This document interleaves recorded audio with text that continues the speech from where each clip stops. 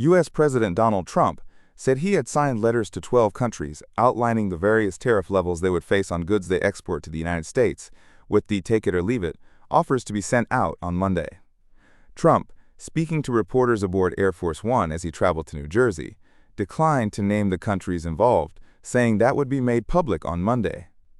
Trump had earlier on Thursday told reporters that he expected a first batch of letters to go out on Friday, a national holiday in the United States, though the date has now shifted.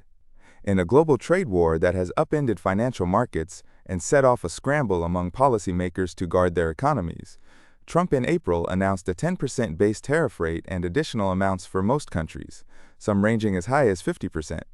However, all but the 10% base rate were subsequently suspended for 90 days to allow more time for negotiations to secure deals. That period ends on July 9th, although Trump early on Friday said the tariffs could be even higher, ranging up to 70%, with most set to go into effect August 1st. "I signed some letters and they'll go out on Monday, probably 12, Trump said, when asked about his plans on the tariff front. Different amounts of money? Different amounts of tariffs? Trump and his top aides initially said they would launch negotiations with scores of countries on tariff rates, but the U.S. president has soured on that process after repeated setbacks with major trading partners, including Japan and the European Union. He touched on that briefly late on Friday, telling reporters, "The letters are better, much easier to send a letter."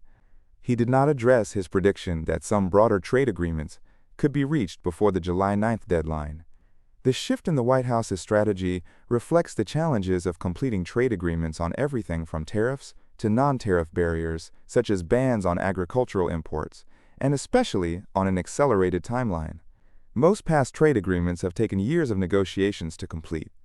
The only trade agreements reached to date are with Britain, which reached a deal in May to keep a 10% rate and won preferential treatment for some sectors, including autos and aircraft engines, and with Vietnam, cutting tariffs on many Vietnamese goods to 20% from his previously threatened 46%.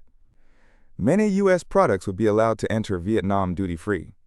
A deal expected with India has failed to materialize, and EU diplomats on Friday said they have failed to achieve a breakthrough in trade negotiations with the Trump administration, and may now seek to extend the status quo to avoid tariff hikes.